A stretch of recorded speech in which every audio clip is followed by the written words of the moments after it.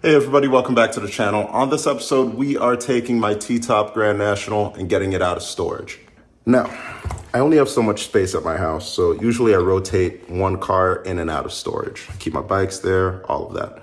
And the T-Top car was running reliably when I put it away, but like all old things, they may need a little love every now and again. So I'm packing a few tools so I can replace the alternator on it and get it running right.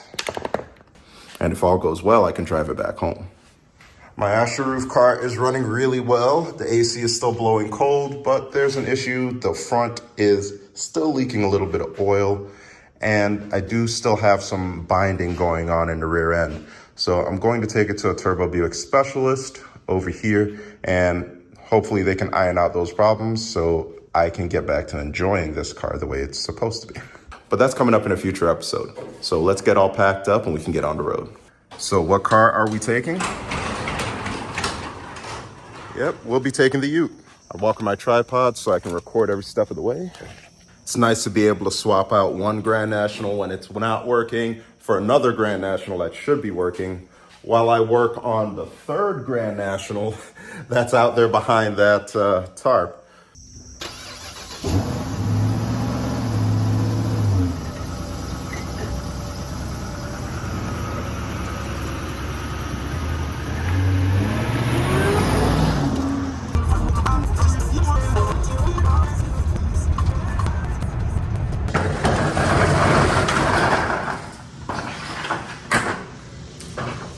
A real barn find.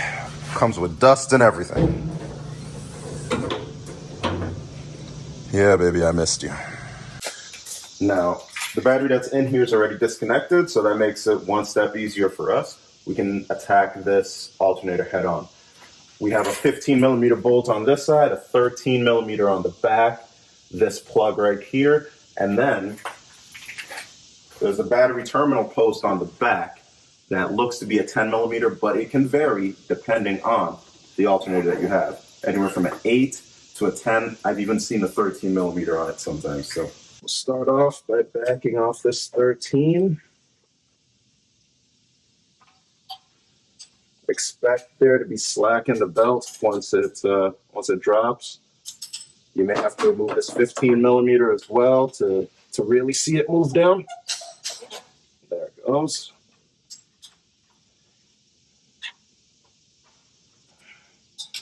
I don't think I have a 15 millimeter socket, so I'm going to be stuck doing this by hand.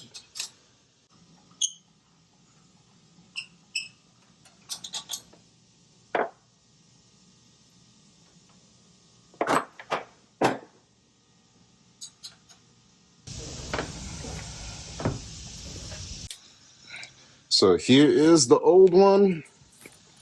Bearings feel a little grungy.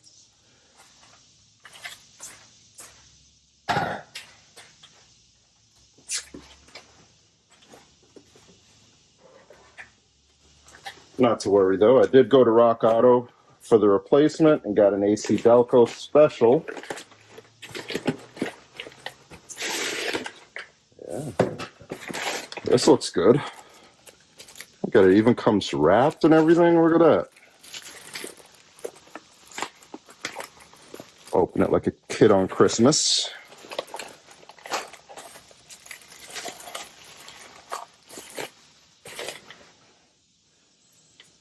Got a 10 millimeter on the back side. Got this. I don't even know what that's for. If you know, and let me know in the comments.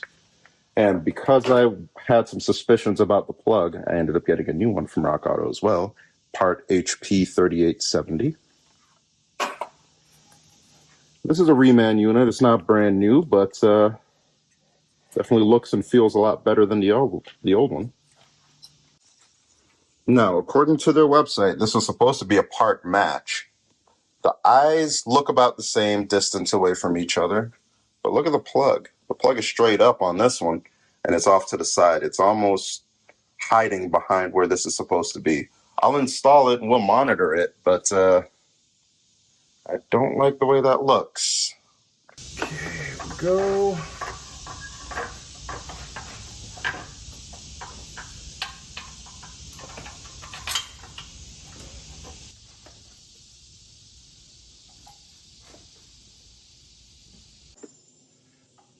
Usually a pry bar is never the answer, but in this case, it really is. These hot air cars are a sucker for trying to get a tight belt.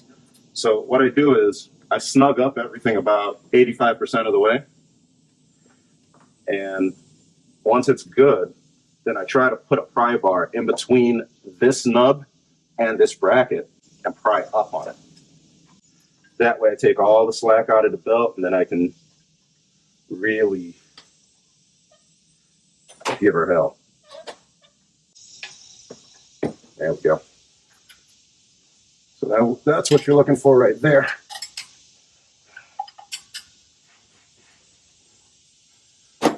Take your 13, come behind it, and tighten that up the rest of the way. After that, we'll disconnect our battery and replace it with my fully charged one.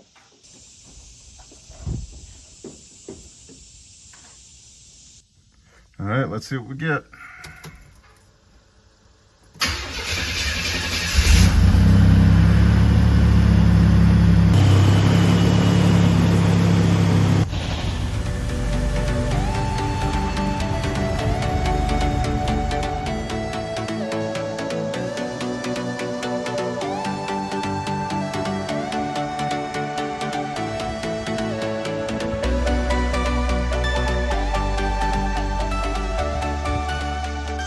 Now, this is the car that I took to Carlisle in 2023, and as you can see, it's the one that has all of the metal work done for the glass, and all of it's holding up pretty well.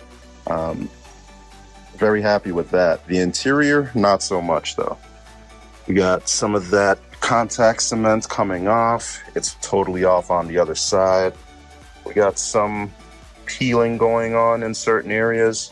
So I'm gonna need to do it, and I'm gonna need to do it in a way that makes sure that nothing happens to it again. So I'm driving this thing back home. Everything is going well. Got half a tank of gas, just enjoying the scenery with the T-top off. And then I see this issue. I'm getting knock. If you listen real close, you'll hear the backfire into the intake here. Looking here, my ScanMaster also detected the knock. So let's get back home and we can test out a few things. Engine knocking can be caused by bad spark, bad fuel, a lot of different things. So let's solve the first issue and then we can dive into that later. Looks like my belt is giving way. Let me shut it down.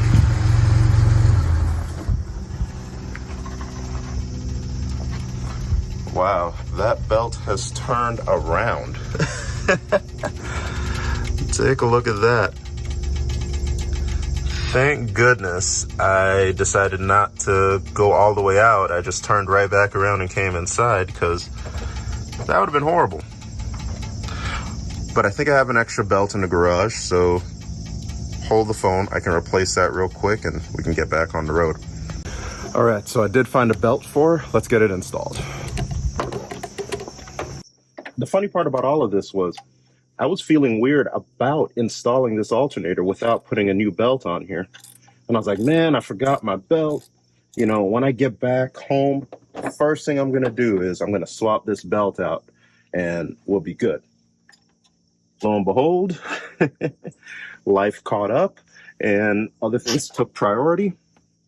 And here's just the belt's way of reminding me that I made a promise. So there we go. I'm going to try to sneak this around the fan blade. That way I don't have to take off the shroud or do anything funny like that. Also going to take a look at both of them, make sure it looks good. You intercooled guys, I know it looks weird to have these types of belts on your Buick. This alternator's hot.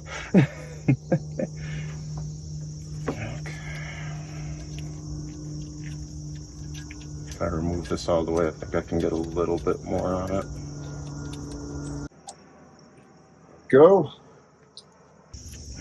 Why did you have to wait until you're super hot before you failed? Everything is so hot underneath the hood. Okay.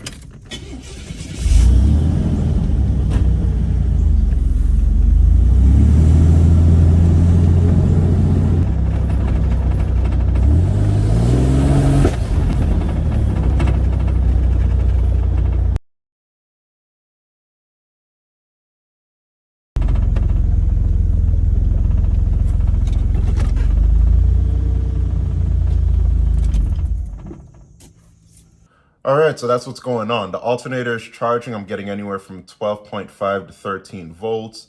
It seems to be good amperage coming out of it as well. And the fuel pump is newer. It's a 255 pump. The injectors are newer. The spark plugs are newer. So I'm not sure what's going on, but anything above 50% throttle, it's just popping and backfiring out of the intake. Let me know in the comments what you think it is, and talk to you on the next one.